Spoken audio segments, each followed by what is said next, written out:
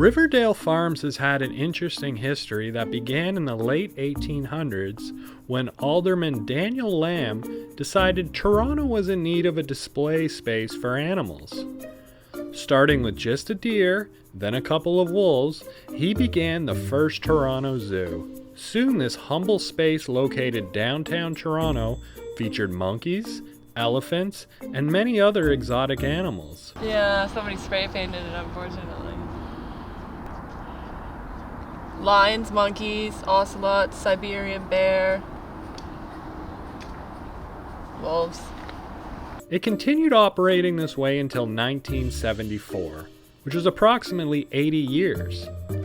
But after complaints by activists, these exotic animals were forced to relocate to the present-day Toronto Zoo, which is in a much bigger area and allows the animals to have a much happier home.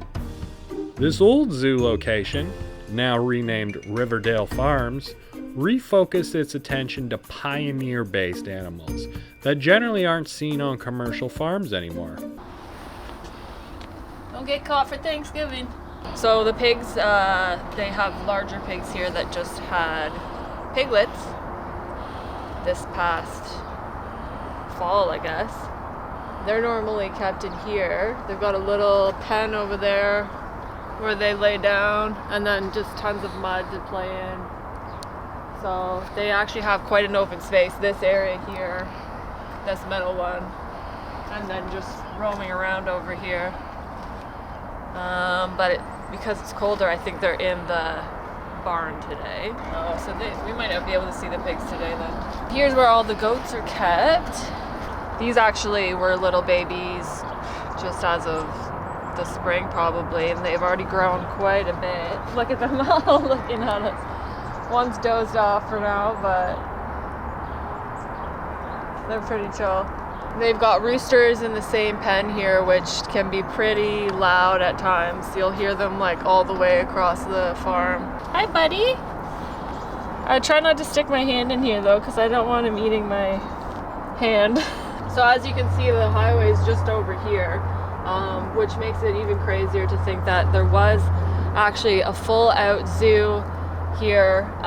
This was actually the place of the very first Toronto Zoo. Before, they had got so many animals they had to expand. But this is where it all began, right in the heart of Cabbagetown, which is just like a neighborhood basically. Now it's more about pioneer animals, which is why it's called the Riverdale Farm. Lots of animals such as sheep, horses, cows, goats, pigs, that kind of thing. But still right in the middle of the city, which is weird.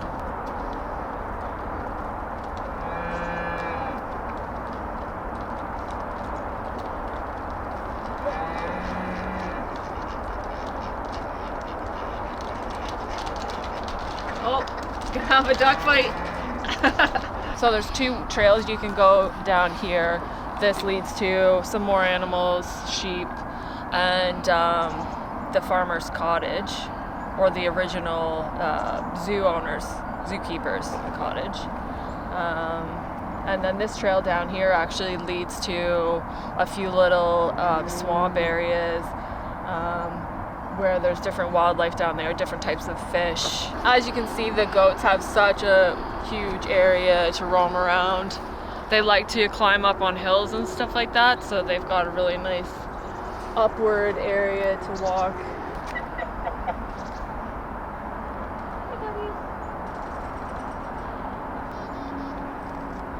If you take a look at their feet, they've got like it always makes me think of prehistoric animals such as dinosaurs and stuff like that, with the webbed feet with the claws. Now we have the sheep, which are always very relaxed. Whenever I see them here, they're always sort of just like lazing about, and I'm not sure if they shear them once in a while and use their wool for stuff, but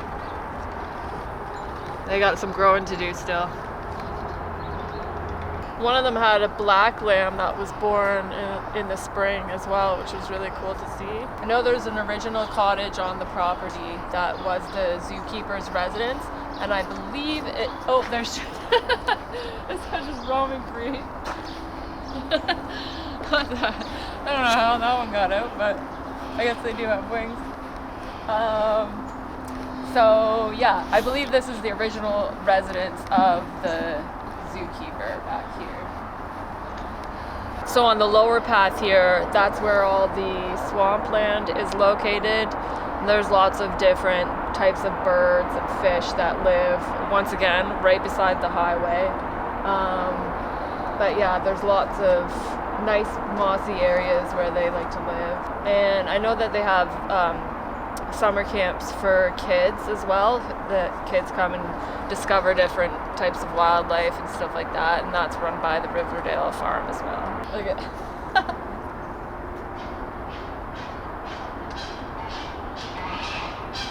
So this area of the farm is actually where they normally have all the newborn babies.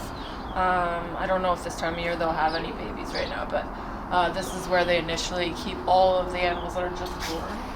There's the barn cat. Hey. Hi. Oh, okay.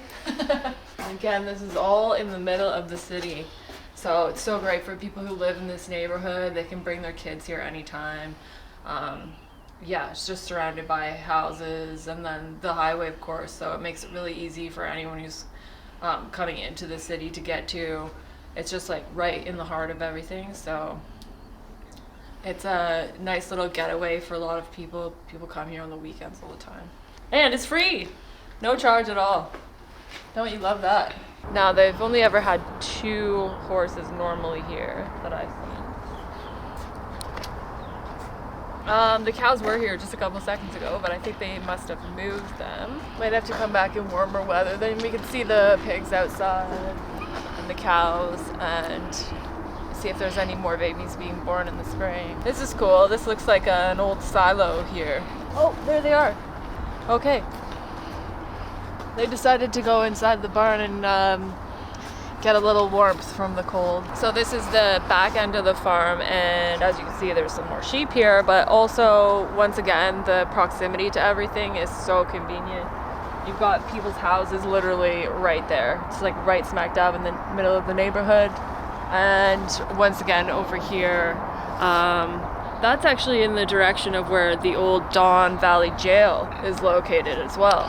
Back then, they actually had the prisoners come and build this whole landscape here, which is a cool piece of information.